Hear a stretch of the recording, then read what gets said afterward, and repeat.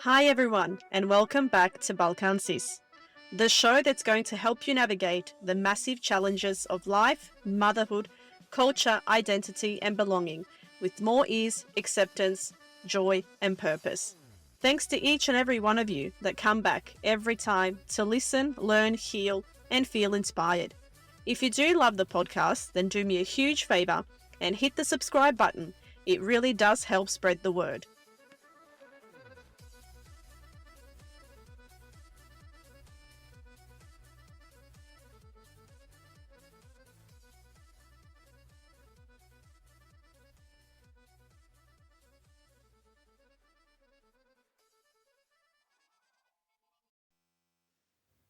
Hello, everybody, and welcome back to another wonderful episode of Balkan Sis. I say this every single week without a doubt. I'm super excited. I just keep getting more and more excited as each episode goes on. But this episode is part one of a special two-part episode about a wonderful woman who I have on. I'll talk about her a little bit more later, but we're going to be talking about Gia, a Wog Chick Comedy. So if you haven't heard of it, here's a pitch. It's a 9-episode comedy set in Port Kembla following Gia Granato, a sardonic Sartre-quoting bookworm who moves back in with her old-school Italian parents after catching her husband cheating and leans on her whirlwind best friend Milena to survive all of it. Think doilies, think old Wog furniture, a grandmother recreating a Sophia Loren striptease in your childhood bedroom, and a best friend who starts an only feed account called Feed to Eat. It's unhinged in the best way, and my guest wrote every single word of it. She's a Horsley-raised Macedonian and Italian, a filmmaker who's been building short films for years, and a woman behind what might be the first time in decades that Wog comedy has actually put a woman at the center of the story instead of the sidelines. Gia already premiered to a packed house at the Gala Cinema, and today we're getting into all of it, where she came from, how Gia was born, the characters, and a few things about her personally. I'm very excited to just get right in. Please welcome Nicole Stojanovska. Before we get into all the Gia stuff, I want to take it right back. So let's meet Nicole first. Welcome. Thank you so much for saying yes. No, thank you so much for asking me. It's a real pleasure to talk to you guys. I'm so excited. When I saw it pop up on my Instagram, the leopard, the print, the doilies, the branding, the marketing, the characters. It was all just speaking to me in so many different ways, as like an Australian Croatian, as living over. It had all the layers. But before we get into that, I really want to know about little Nicole, because we need to understand the creative process. Can you take us back to where you grew up, take us back to where you were born and all that good stuff? Yeah, so I'm from Wollongong, which is about an hour and a half south of Sydney. And I was born and raised there. As you mentioned, mum's side was Italian, dad's side were Maso. I grew up with Baba and Dedo, which is my grandparents, living in the house with me as soon as I got back from the hospital, basically as a newborn. So it was like having another set of parents with me there. And yeah, they really infused the Macedonian culture in our lives. And when I was a kid, I used to speak fluently. My Maso's not as good now, but it was like growing up between those two worlds of having Maso dad and Italian mum. Yeah, it was chaos and fun in the best possible way. And I always say we're so lucky, those of us who have that cultural background and to be Australian as well. We've got the best of both worlds, man. So, Yeah, definitely. I agree. And yeah, that would have been a very interesting household, Macedonian and Italian. Yeah. What were you like as a kid? Were you like the funny one, the quiet one, the one that was watching everything? Were you impersonating people? Like, what was your personality? I was the funny one. So my dad's naturally very funny. He's always cracking a joke. Doesn't matter, we'll be at a funeral, at a mass, wherever we are, he's got to crack a joke. It really rubbed off on me, maybe in a good way, maybe in a bad way. And I was always making jokes. And I was very lucky that my parents supported that. Maybe they were horrified sometimes, but they couldn't help but laugh. So yeah, it really helped. But I was also the little kid who talked back a lot. So I've always been like that. If I felt I was wronged, I'd say it. And sometimes as a little Wog girl, you're not meant to be like that. You're meant to be Yes. Yeah. Oh Um, man, I well feel that. behaved, and but I was that kid who would just Yeah. Oh, and look, and even for me too as well, like I yeah, knew I'd get in trouble for it, but it was yeah, like I felt compelled. I was like, if I don't, I'm doing a disservice to myself or to my that's friend or it. to my sibling or whoever I'm sticking up for or whatever cause I don't know, I was always like fighting something. And it was just like, Yes. yeah, as a good little Wog girl, you're not meant to be like that. You're Yeah. not meant to be defiant or rebel or which it's interesting because when you look at the families we come from, it's so embedded in our DNA Yeah. to be like that resilient little person. But yeah, it's like being a girl, it's very different. If you were like that and you're a boy, it would have presented a little bit differently, hey? Yeah, 100%. I remember being at school once, I was about maybe 9, and I asked my teacher, "What's the point of this?" And I meant it sincerely. I didn't mean it in a bitchy. What's the point? I'm like, "What's the point? Why are you teaching this?" And oh my God, she got the shit. She pulled me by the ear all the way to the principal's office, and my parents had to be called in. And then the principal said, "Oh, she's got an attitude. She stands like this." And this was a little kid, but that was always me. I was always like, if I didn't understand, I wanted to understand. And maybe sometimes it came across as disrespectful, but it was just Mm, me just asking and trying to understand the world. And I've always been a bit like that. Some people have taken it in the wrong way, and sometimes I've gotten in trouble for it, but it is who I yeah. am. And I'm still a little bit like that. If I need to ask or if I want to question something, I will. Yeah, I but I don't thought, think or- I yeah, don't think it's a negative thing to ask questions. yeah, Like it takes me back so much of what you say to my own upbringing. I can relate in so many ways because I remember even in Sunday school, like yeah, before our sacraments and stuff, you have to go to yeah, say, and I was like quizzing and asking things about the yeah, Bible and yeah, about, I was asking so many questions. And my auntie was like, oh, doing these yeah, ones. She was like, oh my God, you're an atheist. I'm like, what? What's that? Didn't even know what that was. I'm like, she's like, you're not meant to yeah, question. yeah. And I was like, what do you mean? I thought that's what we're here for. Is, Yeah, it's like to question, to test, to, yeah, like to learn. Because how do you learn if you don't ask questions? But yeah, then I quickly realized being a girl asking questions is not so okay, especially no, when you're exactly. challenging a notion or, yeah, religion or a certain way of life. Or an older person or something like that. There's that Oh, of yes. respect, and you just have to take it. So what did your Yeah. parents say when you were called in? What did they say They afterwards? defended me. They did. So I've got to give them credit where credit due. They just said, Yeah. "Oh, that's what she's like. She didn't mean any disrespect. Bad luck."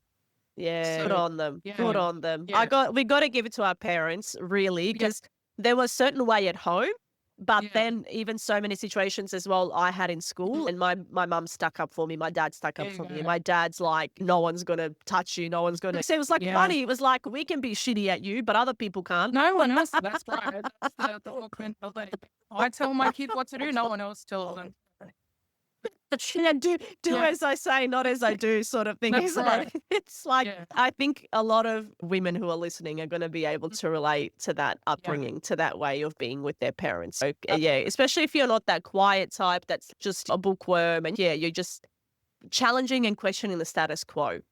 that. And it's Yeah, very different now. The way we're raising kids is very different now because my son will be yeah, like, "Mum, was that a bad question?" And I'm like, "There's no such thing as a bad yeah. question." That's right. Yeah, yeah. So it's we Now can we're like encouraged. Yeah, that's right. That's right. 100%. yeah. And was storytelling and performance obviously was always part of your world and family gatherings and movies until your dad had a sense of humor. When do you first remember wanting to create something, even before you knew it was film? I was about 8 years old at school, and I remember writing a play. We never actually made the play, but all I remember was it was about a unicorn, and all the kids loved it. Oh, this is awesome. And I just realized then this is something, I was just creative. And that was the first thing of, okay, I really enjoy writing. And then there are other little things where I always had my own vision and ideas. So we were doing like a Christmas play at school of Jesus and the three wise men, the birth of Jesus, and the three wise men following the star of Bethlehem. And I came up with the idea, what if we make this modern? What if it's not a star? What if it's a hotel that has a star and they see the hotel and they stop at the hotel? And what if Jesus, why don't we give him a Cockney accent? Why can't Jesus be British? So I I was love always that. just thinking outside the box and just naturally creative. And yeah, it just clicked. And I've always been like that. So it started very young.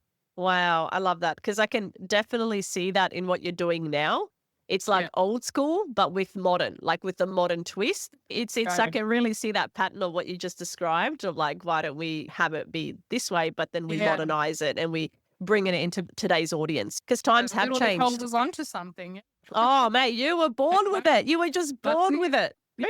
And what was the Yeah. actual spark that made you sit down and write Gia? Like, how did you get through to that process? I was doing creative writing major at the University of Wollongong, and we had a guest lecture there from one of the graduates, Kat Hoyes, who was, I think she played Layla on Here Come the Habibs. And she was giving a lecture about her acting and whatever it was. And she mentioned, and it was just like a side note for her, that she was saying that she plays this female character, and the producers and writers would come to her to ask her for ideas on how they can take her character or write her character, because they're men and they didn't really know how to do it. And that was like the light bulb moment when why are we having men write like female characters in this genre when we can be representing ourselves and doing it ourselves?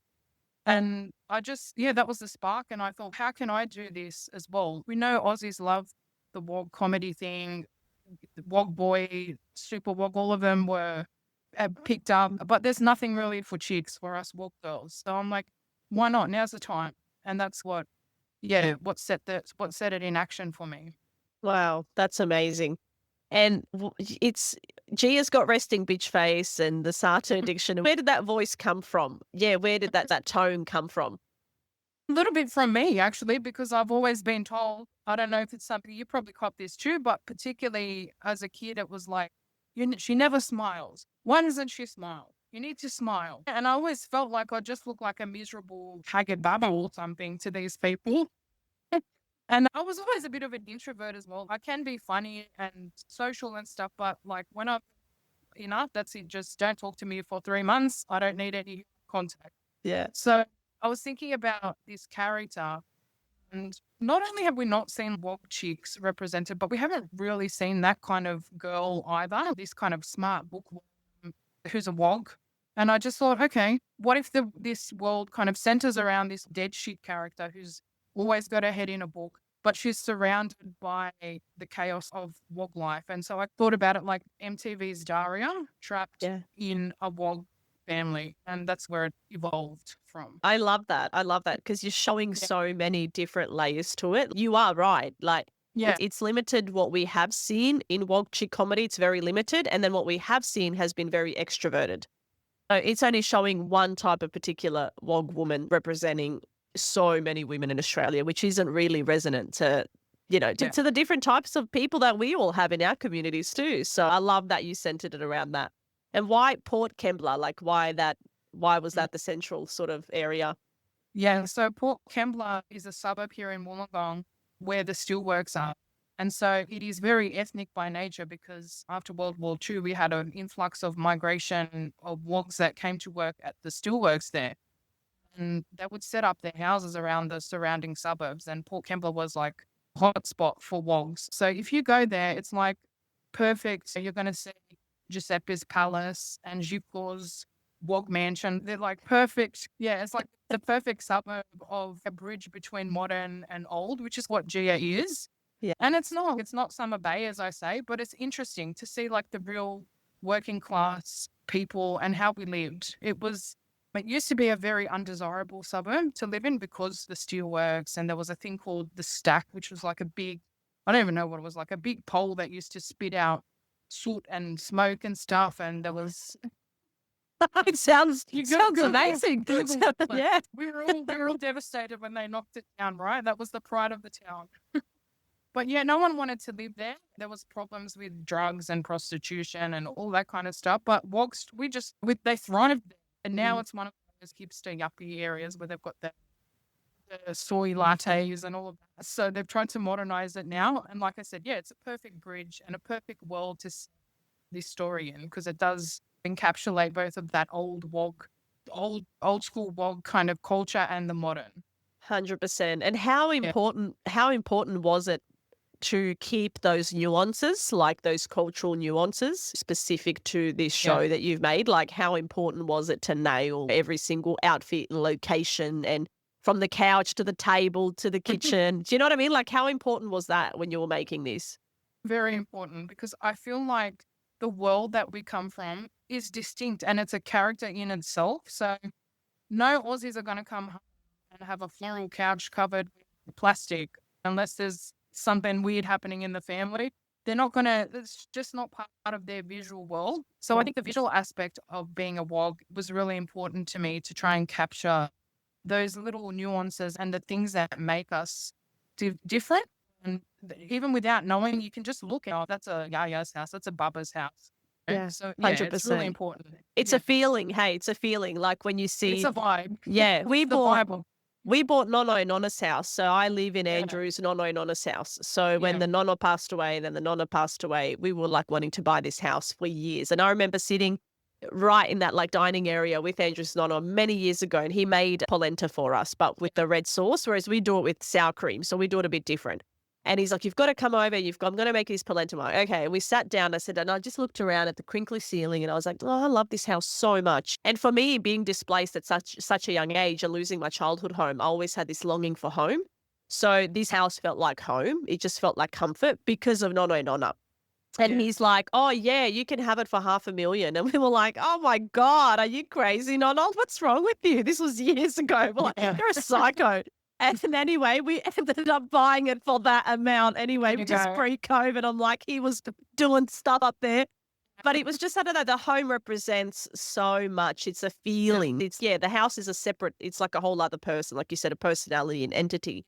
So is the couch and the blankets and the glasses. And so that's important. And can you also just explain to people that have tuned in, what is a Wog person? What is Wog? Because obviously I have a lot of listeners from Canada and America as well. How would you describe it to them, what a Wog is? It's a debated concept, but basically someone who tends to have come from certain places in Europe and settled here in Australia. We were given that nickname. So people, for example, from the Balkans and Italy, Portugal, for some reason, I don't know if French qualify. There's a few little nuances where people debate it. Lebanese have come into it. And so certain cultures that came here and had their own way of life. And we were branded the word Wog by the Aussies. And at first it was an insult, but we adapted that word now to describe ourselves with pride. Yeah. And that's, in a nutshell. 100%. Did you always know you wanted to add that in the title, in the working title of the series? No, I never had actually added it, but then I thought, you know what, I need to make it clear that this is a Wog Chick comedy because it just says what it is, especially because it really is a male-dominated kind of genre, and that's the point of difference. Yeah, 100%. I love it. Yeah. And we got the characters there. We've got Milena, whose room temperature is the IQ's feet to eat. What inspired her? What inspired her as a character? I know plenty of Milenas. I've grown up around plenty of Milenas, and so has Kat, who plays Milena. We know this girl. I don't know why we know her, but there are, plenty of kind of women you grow up around who just all they're worried about is their looks, and they work in life to be beautiful, and they don't really sharpen their own intellect because that's the most important thing. People assume that I was like modeling this off Effie, but when I was writing this character, Effie didn't even come to my mind. I think maybe it's just a thing of Wog chicks. There's always that Wog chick that's up herself and shallow, dumb. And I just thought she's the yin to Gia's yang. They're so different, but they really complement each other. So they're like the whole picture of Wog chicks, really. So they complete each other.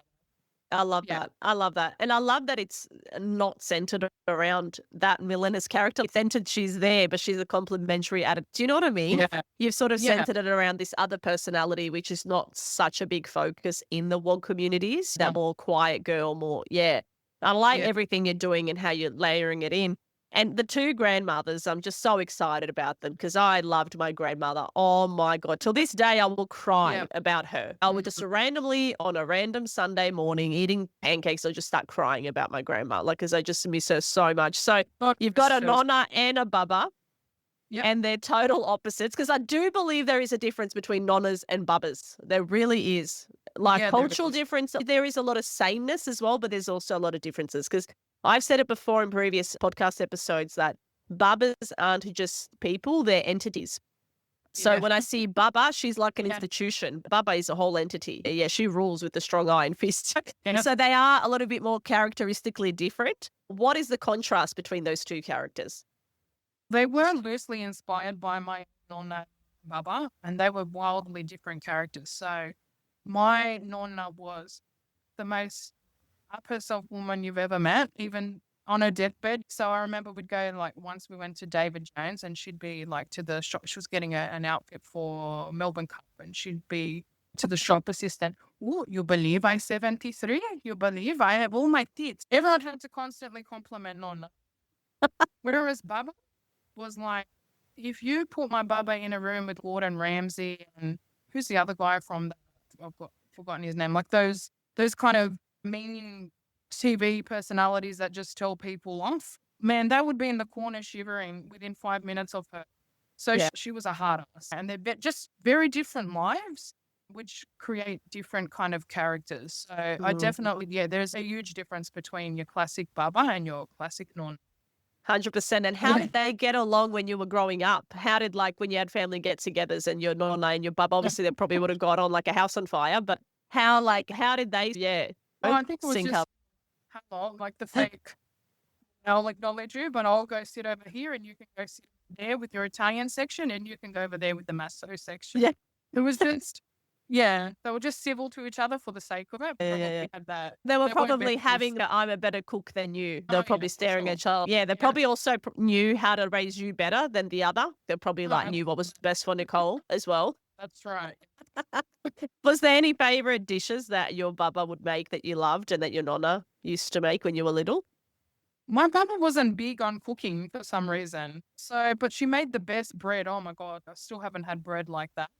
But Nonna, she used to cook the homemade pastas and the lasagna and a special dish from her area called capelletti, which are like little tortellini in a soup or in a broth. Yum. And we still have that every Christmas. So she Yum. definitely handed down the culinary, Wow. And tradition. are they still alive, both of them? No, both of them have passed away, unfortunately. Oh, So, bless yeah. Baba and bless Nonna, wherever you yours guys as are. well, so I'm sure they're definitely making looking down. I'm sure they're Um, super proud. Absolutely. They live through us, vicariously through us, and even They do. through your show and what you're doing and how you're representing them, a portion of them. And even with my book that I'm writing, it's centered around at Baba and Dido's house. So it's centered around at my grandma and grandpa's house. So it's awesome that we can take, I guess, those feelings and that love and put it into something, into a creative process. So I love that. And episode 9, Gia smiles for the first time when Milena jokes she could write a book. Always the ending. What can you share a little bit more about that scene? Yeah, I thought about Gia. So, like you said, she's lost everything and she's moved back with her Italian parents and she's a bit lost. And Milena comes up with this idea. And I think the reason I got Gia to smile is because she doesn't smile at all. And the only Yeah. person who knows how to get Gia to smile is actually Milena. So it's really kind of sisterly bond between them that it goes deeper than words. Something as simple as a smile and Milena knowing what's best for Gia says everything about these women and that friendship. I love that. Yeah. I love that. I act a little bit like that towards my brother. Don't you? I'm like, he's single, and I'm like, you should date a Wog chick. You get a spicy chick. And he's like, no, what? I'm like, yeah. It's like we always act like we know what's better for the other Yes. person. That's right. We're a therapist, we're everything. I could totally relate That's relate to that Yes. scene. But why do you think Wog Chick Comedy in Australia has been so male dominated? Like, why do you think there's so much Wog male domination on women's characters? I think maybe the Wog Boy might have just set a precedent where it's the Wog Boy and that's it. It's a boys club. But I also think a lot of the comedy is internet sketch comedy, especially Mango Boys and all of that. I love their works. Yeah. I'm not like having a go at them, but yeah, they're filming these skits on their own. So it's probably just easier for them to dress up in Nonna's apron and film and represent a Wog woman than it is to go and cast someone. Because it is made at home, phones and stuff like that, it's not, it's probably just a limitation. But I still think there's plenty of room for us Wog chicks, and we're not actually trying to do that kind of internet skit thing. We're really genuinely trying to make a proper production and a show. So it is a little bit different. But yeah, we haven't seen anything like that. I don't know what it is. I'm not sure why. Maybe no one's just come up and tried to do it. So Yeah, because I often think about it and I think, like, yeah, why wouldn't we be casting women and non-ners? Like, why wouldn't we be casting them and giving them opportunities? But yeah, like you said, when you're creating it just with a phone and yourself and at home, it's different. It's a yeah. lot more self-contained. But yeah, with what you guys are doing, you're building out something entirely different. And Effie from the 80s is still, she's a go-to reference. Why do you think, yeah, no one's replaced her in a sense, or that character? What do you think is stopping the Wog Chick like me, or I don't know, to get a camera and just to start recording and doing funny stuff? What do you think it is? Is it because of that whole notion of us growing up and be like, don't make problems, don't be a smart ass, don't be loud? Do you know what I mean? Maybe that's what it is. I'm not quite sure. But yeah, it takes a certain personality to put themselves out there like that and to make fun of themselves. And I don't know if that's the reason that it might be that we're just a little bit more shy and reluctant. But there's no reason why we can't do it. That's all I know. I'm not sure why we haven't, but we certainly should Mm, be. definitely. I Yeah. definitely think it would have a lot to do with shame. It's these Wog Yeah. girls, good Wog girls. They wouldn't want to shame their nonnas. They wouldn't want to shame, even though it'd be parody and Yeah. comedy and funny, it would be like you would offend someone. You'd offend your cousin or your mum or your dad or Yeah. whatever. So yeah, but when guys are doing it, it's funny because they're dressing up, Yeah, you I know, do do get it. that other, but yeah, I know what you're saying. It just, I don't know, people seem to find it more funny when a bloke is dressing up as the Nonna rather than an actual Nonna, which is weird, but Yeah. yeah, I And don't what know. was it actually like getting a script, this female led, taken seriously? Yeah, what did it actually take to when you started constructing things, you know, to get it Yeah. taken seriously and to really put it all together in a proper production? This script started for me while I was at uni, as I said. So I wrote it as part of my major creative writing project as an undergrad. And I was like, because at uni, everyone's writing about very deep and harrowing and kind of stuff. And here I'm like, oh, I'm going to do a Wog Chick comedy. And then we had to do a reading at the end of everything. We had to do a reading. So I roped in my friend Sophia, thanks Sophia, to play Vlado. And we did this reading in front of, because I went to uni as an older, they call it mature student, which makes me feel like a haggard baba again. But okay with that, I was in my 30s. And we're reading this Wog comedy script out in front of the younger kids, like the millennials or who were the students there and the academics and their parents. You know what? It actually, everybody loved it. The academics, kids, they're like, oh, this reminds me of my nonna's house. So every generation, doesn't matter, yeah, where they fit on the social hierarchy, seem to understand the comedy.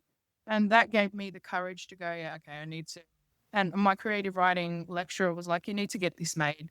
She pulled me in the office and she's, I have Macedonian neighbors and this is exactly like them and I want to see this. So yeah, it really propelled me to take it forward. And at the time I had never done anything like this. So that was the first script I ever wrote, ironically. It got longlisted for the Monty Miller Award back then, which is like a big deal. I'm like, really? I Mm, don't even know. I was like wow. winging stuff in there because I wasn't sure. And I'm like, okay, this is something that needs to come to fruition. And it's been 10 years and I've been working since then to make this Wow. happen. Wow. They Yeah, say it takes 10 years to become an overnight success.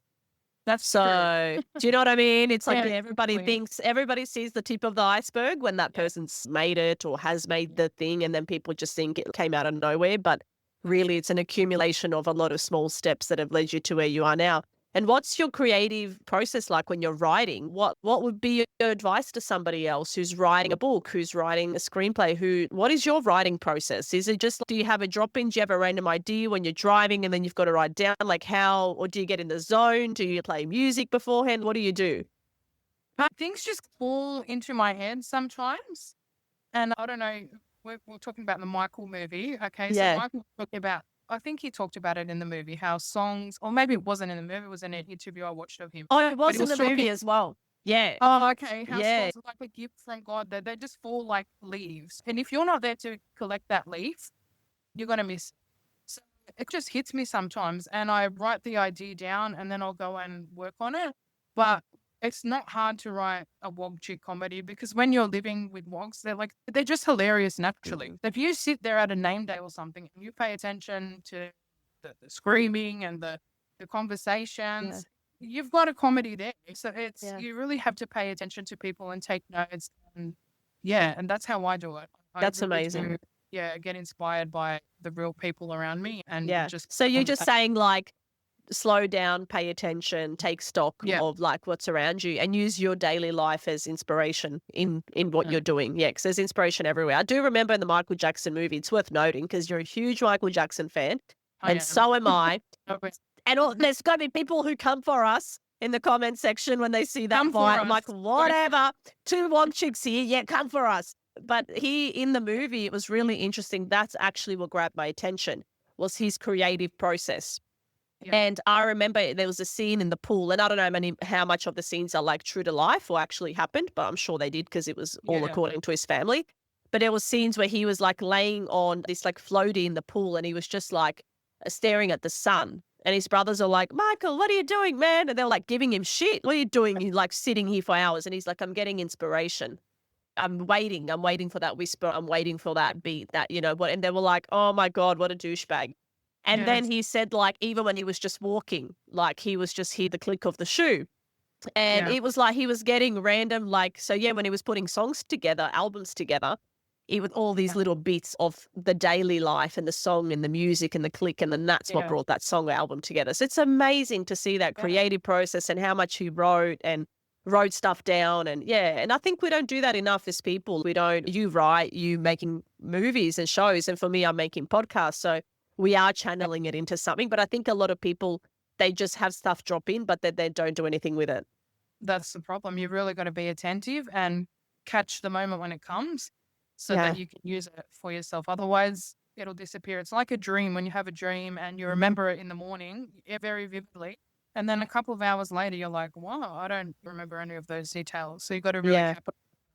Yeah. Everything means Yeah. something. Yeah. Every single little thing can be something if you want it to be, if you make it to be. Yeah. And how do you think comedy has changed now from, because what you're creating is like you're taking stock of all these daily things and then you're putting it into a bigger body of work. How do you think that's changing with social media and these 60-second reels and Yeah. these, do you know what I mean? Because even podcasting is long form content. I'm having Yeah. hours and hours of conversations with people. And a lot of the times people don't listen to the full hour or the full, but then you go Joe Rogan, who goes for 4 hours, and to Yeah. him harp on about random stuff. So it can be done. But yeah, how do you find that contrast between making proper sort of having to make short form content and long form content as well?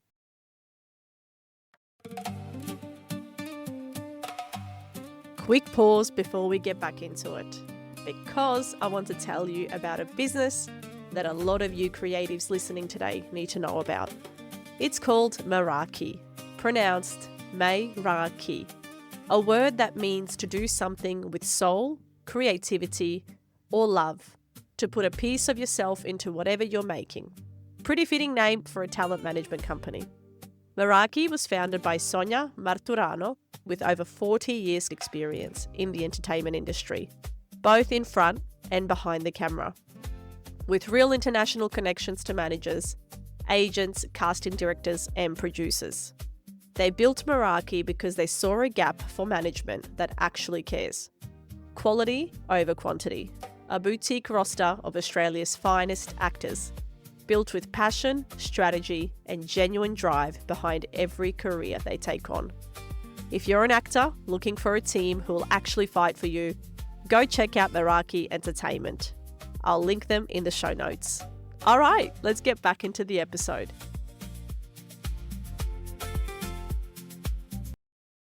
Yeah, I think our attention span as a society in general has really gone downhill, which is, I don't think it's a good thing. So I think, yeah, it is hard when you're trying to capitalize on social media. You've got to have that joke very like succinct and so that somebody can understand it straight away. But it doesn't leave room for any kind of nuance or backstory or anything like what we're trying to create. So yeah, it's a different method of telling something, but you can't really go into the nitty gritty, into the psyche of characters. It's just quick, like a quick turnaround, like the fast food version of comedy.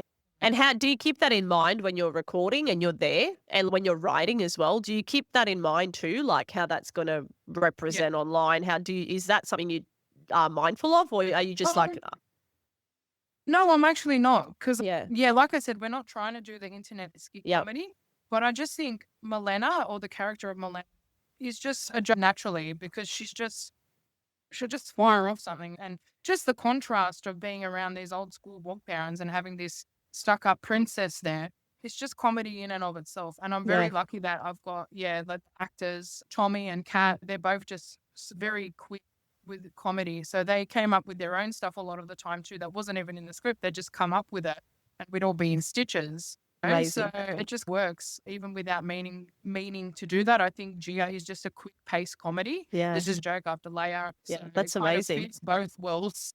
Yeah, I love seeing the clips online. Yeah, because I'm just like, oh my God, I want to see more of this. Like, see one, I'll see Thank more, you. binge more, which is amazing. And did you know the actors? Did you know the people already personally? Did you know them from creative circles? How did you go with the casting and actually finding the people and the nonna in the bubble? Is this people you knew within the community that were Yeah. in the acting world? Like, how did that come to fruition? Some of them I knew, some of them I didn't. So Kat, who you'll be talking to soon, I didn't know Kat, and we just sent the script out to her. I think I was just Googling Macedonian Australian actresses, and Kat came up, and I'm like, oh my God, that's Milena. I'm sure that's Milena. And I sent her the script, and I wasn't expecting to hear back from her because Kat's quite a well-accomplished actress, and I Yeah. just thought, oh, I don't know if she's going to want to have anything to do with this.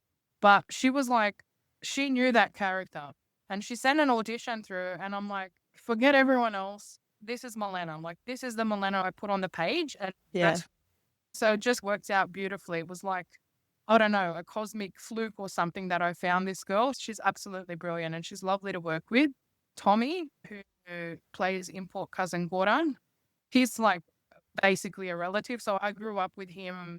We're not blood related, but our families actually came over from Macedonia. And so my auntie's related. We share an auntie. And I've known him since he was shitting himself in Wow. sorry, Tommy. And he's got a huge Macedonian fan base. He's just, if you spend 5 minutes with him, you'll be on the floor. So I asked him, do you want to be in this? I actually created that character for him because Goran didn't exist. Yeah. Because you've said in the script, there's no Yeah. Goran. I'm like, how am I going to get you in here and then I'm like, oh, perfect. And so the two characters, Milena and Goran, they're like a brother and sister. Goran's like an import cousin that has overstayed his visa. And they have that brotherly, sisterly, dynamic. And it just kind of all came together. The Macedonian community was so supportive. So it wouldn't have been hard because everyone was keen to get in and do something. Yeah, 100%. I Yeah. think people would have been itching to be part of it, really, because there Yeah. isn't anything like it. No, So I still get women messaging me if you need a teta or you need a I'll cousin move or something. over. I'll be teta. I'll be sister. Move over. They can get in There line. you We're all go. gonna. Okay, everybody line up now after this podcast. That's Okay. right. And honestly, I would love to, but I'd genuinely love to be able to create more characters, but it's something that we need to develop and get 100%. funding for. 100%. You got to start somewhere, and then you got to build on top of that. And I can That's it. see already everyone who's been on the podcast. The people who I've had on prior have gone on just to do so many amazing things after. Yeah. And it's really cool to watch where they started, where they are, and then like where they've gone in 3, 4, 5 years' time. It's Yeah, really exactly. cool. So I know this is just going to, I already self-invited myself to your wedding anyway. So it's like, You're more than poor welcome. Nicole, she's going to have to lock her door at night. She's going to have Alright. random community Put you people. on the main table. It's all good. Who are you? I'm just this random person Guys, from we a did a podcast. podcast together. That's fine. We're best friends now. That's it. But I love that everyone's jumping on board, that everyone wants to be part of it. It actually goes to show how much of a need there is for it. And how thirsty people really are for it. surprised me. Honestly, it surprised me just how well people have reacted to it, and just they just want to see it made. The main thing we get asked is, okay, where can I watch this? And I'm like, well, you can't because unfortunately we don't have anything else until we were able to get funding. But people think it's already a show and they want to see more, which is the best kind of response we can be getting for it. Yeah, 100%, 100%. And you're dating a Portuguese man, and Right. Angelo's obsessed with Portugal in the show. Is that a coincidence or not? Was that on purpose?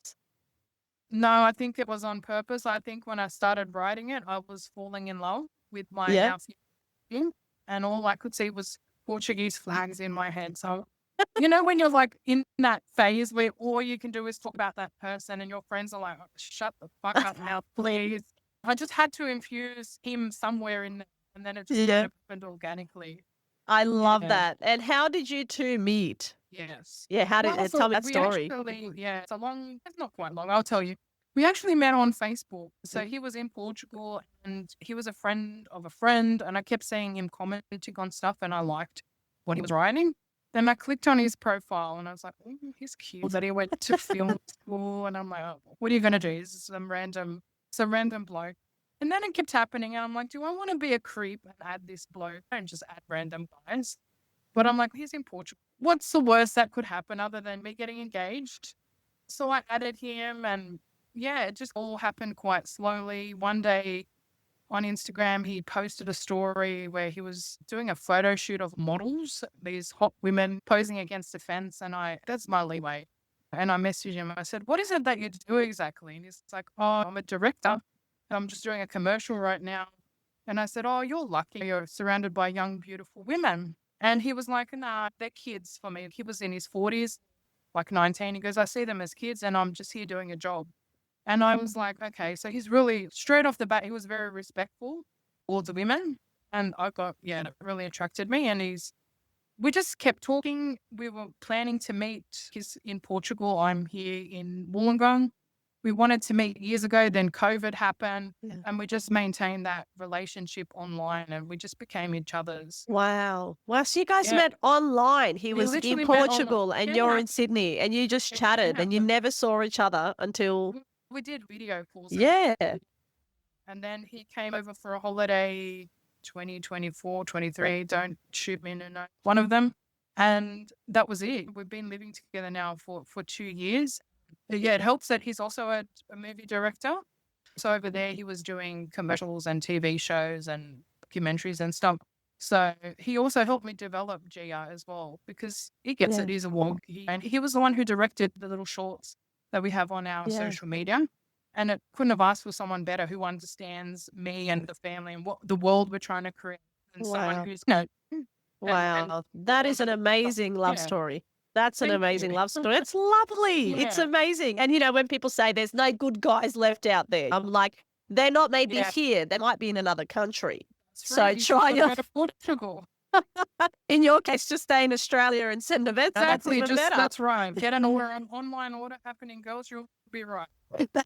I love that. I absolutely love that story. That's so beautiful. And you guys are so much alike with what you're doing in your line of work. And it's so cool that someone gets your creative process, someone gets your creative mind and understands that. Because, if they don't, it makes it a bit tricky. And your Michael Jackson addiction, when did that start? And what does that look like day to day? Because I love... Looks like annoying the shit out of everyone with Michael Jackson on in the car. But it started when I was a little girl and Michael Jackson's Dangerous album came out. And my mum bought, I think it was the album and the short film VHS for my brother. And it was me. I just got obsessed with it. When you're a kid and you just keep watching the same video over and over. Yeah. I just kept watching it and I just fell in love with him. And it just grew into a full-blown obsession. So even in high school, I was like the weirdo. People would have Backstreet Boys and NSYNC and shit on their books. And I just had Michael Jackson collage on my phone. And I was teased for it. But I liked Michael Jackson before it was cool to like him. Now it's come back in vogue. That's right. But I've loved him always since a kid. And he's, a big inspiration because he's such a unique and creative guy, even though he's not, he's a musician. Yeah. I can relate to him as a creative. Oh, 100. And even when you see him and you're watching his videos and you're like, for what he was doing at the time that he was alive was absolutely fascinating. Yeah, to be living in a time where special effects or even he is in the movie, he was saying he used to watch movies with his mum and that's what inspired him to do Thriller and things like that because he used to watch scary movies with his mum. So that was their time alone because he toured so much and whatever. So it's really interesting when you see another person's creative process, what they get inspired by. He was inspired by movies and then it's like you're doing movies, you're inspired by music and it just goes to show anything can inspire us and catapult you into your own direction. But being a creative woman, what does following your passion actually look like day to day? What does that messy process look like day to day? Because it's very hard to get inspired, not inspired, but it's like inspiration strikes. Yes, it's much like love. It's an emotion. It's like I can love my dog, I can love ice cream, whatever. We can love our partners, but it's also that dedication and that commitment and that follow through. How do you go with that day to day? I'm sure you know there's so much more that would go on with your podcast than just sitting here having a nice chat with me. Yeah. There's the editing, you just doing the questions and finding the subjects. There's just so much behind the scenes, and you really do have to hustle and bust your balls. Nothing's going to come to you unless you work. So I work full time, and I still have to do this stuff on the weekends. And sometimes it's exhausting. And then there are days where I'm like, what the fuck? Why am I doing this? Just going to push through. So it's not all glitz and glamour. Shoots are very hard. Even like it looks easy on when you watch it on Instagram or whatever. There's so much that goes into it that people don't know. Trying to find locations, coordinating actors, outfits, hair, all that kind of stuff. It really is a big process behind it. And yeah, you gotta keep going. If you stop, that's when nothing's going to eventuate. So you don't have. If you want to succeed, you have to work hard. It's all about momentum. If you lose momentum, then it's really hard to get it back again. Yeah, when you stall or you have a certain period of not being creative or stalling, it makes it a bit tricky. That's where like when I get sick, I'm challenged because I'm like, oh my God, I just want to keep going. But my body's like, no, bitch, lay down. Yeah, doing that today. But how do you go? Is like your full-time job, is that in a similar industry of what you're doing, a completely different industry? Oh, completely different. Yes. I have to switch off at work and just be corporate boring Nicole, and then party comes out on the page later. Yeah, the tiger comes out later, like on the weekends and at weeknights. That's right. And how do you go coordinating everybody, like on weekends? How do you go, getting everybody to come to that one place and organizing hair and makeup and lighting and video? Yeah, how do you get all that done, especially when people are so busy? Yeah, it helps that everyone's really passionate about Gia. So if they weren't, it would be much harder. But everyone really wants to see this succeed, including the people involved in it. So we'll find a way to make it happen. People are passionate, and it's not just me because I create. Everyone involved in it really believes in it. So we'll find one day. My cousin Vanessa, she's like, oh, I'll do the hair for you. So everyone, the community comes together and we all help out. That's amazing. Can we use your house? And can I borrow this ugly doily? Yeah. Everyone comes together. If you don't ask, then you won't know. And that's, I think, what it is. If you just assume it's not going to work and who's going to even watch these, who's going to listen to this, it's like a lot of people will. You've got to make the goddamn thing. And that's new skill. It's a new skill for me because I'm quite, like I said, introverted. I don't like putting people out. But if I want to see if I want something made, I have to ask. I have to beg. It's just something you got to do. You got to get out of your comfort zone. And people are willing to help for most part. 85%, 90% of people are like willing to, like when you actually ask them to be part of something, a creative process, they're excited. Yes, I'll do that. I'll do that for you because they're part of something different, something fresh, something new. So I love that. And a woman that's listening that has a story in her head and in her heart, whatever it might be, but feels like she doesn't have much time, money or support, what would you tell her? This is going to be a random shift, but I don't know if you are familiar with a short film that I did called The Things We Bury. I don't know if you got a chance to watch that one. I haven't watched it, but I did see that you made it. Yeah. So it was inspired by my baba and Balkan and women in general from back in the village, and it was about child loss and how they used to they lost babies over there, like it was normal, and they had to get back up. And the next day they had to go to the fields. They didn't have time to wallow and grieve. And they just got up and continued living. And that movie actually opened my eyes a lot to the fact that we as women, we have so much strength in us that sometimes we don't know. We don't realize. But think about your baba or your grandmother and the shit that woman had to go through just for you to be here. And you can find it. You can find that strength in yourself as well. And so if you're doubting yourself or your ability, that's what I'd say. Try and channel your baba. Channel your inner baba. Channel your inner Hey, that tagline, that's going to be the tagline of this episode. It's going to be channel your inner baba with Nicole. That's so true because we do stand on the shoulders of the greats, of giants before us. We really do. And they swallowed and sacrificed so much so that we had a better view and a better privilege and all that. So, we are actually way far more privileged than what they ever were in creating movies and podcasts and all this stuff that would be looked at as leisurely stuff, things that you enjoy. Right. Yeah, exactly. Yeah, I love that. Channel your inner baba and also go watch that movie as well. So where can we find that, by the way? Where can we watch that? It's up on Vimeo on demand. There is a small fee. I think it's $5. So massive a fancy cup of coffee, but actually Yeah. all the money goes to Gia. So Amazing. Amazing. I'll put that in the show notes. And Yeah, then thanks. I might even do a viewing. I might get some girlfriends to my house and we just watch it together Absolutely. as well. I would love to watch I that. think most Wog women really relate to it. They understand it. Yeah, dude, you can't stop. You can't stop now. I don't It's know on where the I'm record. You trying to- can't stop. If you quit in a year's time, I'm going to be ringing you. I'll come to your house. I'll buy your house. You better be. What are you doing? What's happening? All right, we're going to do some quick fire questions and then we're going to wrap it up because I've also got to talk to Kat after this as well for part 2 and get her perspective on things. So we're going to do, some quick fire. So nonnas versus bubbas. So like I said to you before this show, we've said that bubbas from the Balkans were just women. They were institutions built out of pure strength, character and resilience. And I already asked you how they differ from nonnas, but what would, because when you mentioned your nonna and your baba, it was one had a quieter confidence and one had a more louder confidence, but they both still had a confidence. But what other differentiating factors do you think there is between a nonna and a baba? Yeah, I think a nonna, is much more vocal, and a baba will just stare you down to death without having to say a word. Will yell your head off, but will do that look and you'll be dead. Oh, that look, it'll cut through you like a sharp knife. And who wins a fight, baba or nonna? Nonna yells more, but baba's going to take her. Oh, that could knock her out. Yes. Tulumbe or cannolis? I don't like either. Are you going to kick me off the podcast? I know. Oh, we're going to stop this chat right now. I know. Stop the recording. No, tulumbi, I don't like that syrupy thing, and cannoli, I don't like the crunchy thing. But you like Portuguese tarts, I bet. I do like Portuguese tarts, so let's go with that. I see. Most iconic phrases you grew up hearing at the dinner table. Where's the salt? I don't know what it is with my family in the Maso side. It's kilos of salt on everything. The meat has to be burned. The animal died 3 times after when it was put on the oven. You just described me down to a T because I love my meat dead. How do you want your steak? I'm like, well done. Barbecue.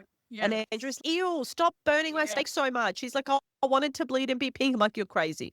And my mum says salts till this day. She's been in Australia for 27 years. She said, give me salts. I'm like, Mama, salt. She's like, yeah, salts. So they'll find a way to say it. It's all about the salt and the meat. They'll find a way to get it on there. And best insult in a Macedonian or in Italian? You got to go with the classics. Pichkati mejpo, evat fantulo. Nothing beats the classic. Yeah. And if I translate them, they sound so much worse in English, don't they? It's so true. My son says I'm cool and he thinks it's hilarious. And he's like, I'll tell my friends too. I'm like, okay, hopefully they're not Italian. Yes, that's right. Portugal or Macedonia for a holiday? I've actually been to Portugal. I'm going for my honeymoon. So I might have to get back to you on that one. Right now, it's Macedonia because that's the one place I've been. We'll ask you to come back. Yeah. Okay, cool. And Michael Jackson's song that's stuck in your head right now. There's a song called Loving You, and it's been like playing in my mind on repeat. It was a song that he wrote for the Bad album, but it never eventuated. And then they Is that song? I just can't stop loving you. No? Oh, damn. Sing it. Can you sing? What does it sound like? I can't sing it. Come on, man. I'm going to be on the spot. I reckon. Portugal, I can't even sign up for this. That's what I wanted to. Oh. Yeah, it's a great song. Yes. It's like one of his old tracks that never got released, and then they released it, and it's so catchy. Yeah. Dude, you got it's vocals. Another one of my things, but man, what can't you another do? podcast. What can't you do? Far out. Okay, the next time we get together, we're just going to do a whole podcast episode on your trip to Portugal, your honeymoon, and Michael Jackson. So, if Resting Bookface were a real bookstore, what would you actually run it? That's would you? Yes, I'd be like, I'd have a chain of resting Bookface stores. I did work in a bookstore for a little while, so yeah, I love it. I love being surrounded by books and stuff. But Resting Bookface has been my jam.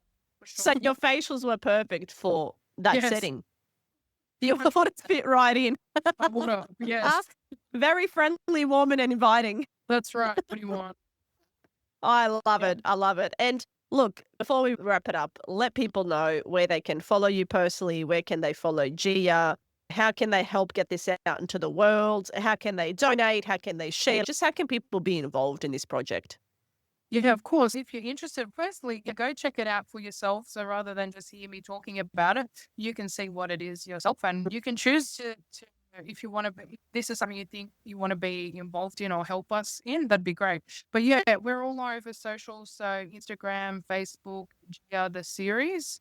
Yeah, just pop it in and have a look. And there's a website as well, giatheseries.com.au, I believe. No, I can't remember my website. That's okay. I'll link everything in the show notes. Listen to her. Don't listen to the creator. And there is an opportunity there to donate financially. Unfortunately, I'm not. Yeah, I didn't have that privilege of nepotism. So we didn't grow up with relatives who are in the film industry and stuff. And it is an expensive thing unless you want to count my uncle who probably did concreting for Ramsay Street or something. Like that's as far as we go. So every cent really helps us so we can pay the cast and crew fairly and do more episodes for you guys. But also, yeah, even if you can help out with, I don't know, catering or locations or anything, like that's something, yeah, we'd love that as well. Amazing, So amazing. any kind of help, we'd love that from you Yes, guys. 100%. Donations, money always goes a long way. And also, like you said, collaboration. If somebody wants to come and collaborate and bring food or drinks or whatever it might be to We're help all the down for mission. food. If you want to bring food, we'll take it. Yeah, awesome. That's super Yeah, cool. honestly, anything you can do, we really would appreciate it. So yeah, Yeah. thank you so much. Yeah, because there's many ways that, we can help someone on the mission that might not always even be monetary based. So yeah, like Exactly. podcasting or articles, or if you're a journalist or whatever it might be. Sharing, like that's Yeah. like a lot of this has been because people are sharing. So thank you to each and every one of you who have shared. Yeah, 100%. And it doesn't cost much it costs you a couple of minutes to Yeah. like, to follow, to share, to comment. It's actually not that hard. And I'm glad that you have had such a positive reaction and positive response, to the series, that people are really interacting with it. reacting. So what's one thing you want the listeners to do after this episode, or what's one key takeaway you want them to have after this episode? Channel your inner Baba and go and check out the Gia videos so you can get to know the world and these characters. I love it. Don't worry about donating. Just go and check it out. Yeah. We're all going to be bubbers one day ourselves, like starting bubber. All of us are going to be older women one day. I'm not far off, man. I feel like that every day, I do too. Back pain and all this other shit. Weather, I'm like, my knees are cracking now. So well, you're in a turtleneck and I'm in a cardigan. So there you go. See, we're just gearing up. And it's sunny outside. I live in Queensland, so I don't know. You're a bubber in the making. Oh, I love it. I love it. To all of our little bubbers, all of the little nonnas who are listening, Nicole, thank you so much for this, genuinely, for going back to little Nicole with me, for your honesty, for the show, and for putting a Wog woman at the center of a story for once. So yes, guys, if you want to follow Gia, everything Nicole just mentioned will be in the show notes and in my bio. So go and find it and give it some love. Part 2 drops next with Katrina Risteska, who plays Milena. And trust me, it's going to be a good one. I'm super excited.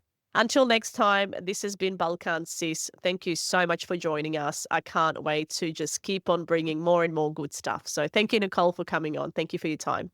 Thank you for having me. It's been a pleasure. Ciao. So that was the episode. I hope that you really enjoyed it. And as ever, if you did, please consider sharing it with your loved ones and leaving me a review on iTunes, Spotify, or wherever you get your podcasts from. It really does make a difference to the number of Balkan sisters that we can reach with the brilliant wisdom that my guests and I share. Thanks for being here. I do viđenja.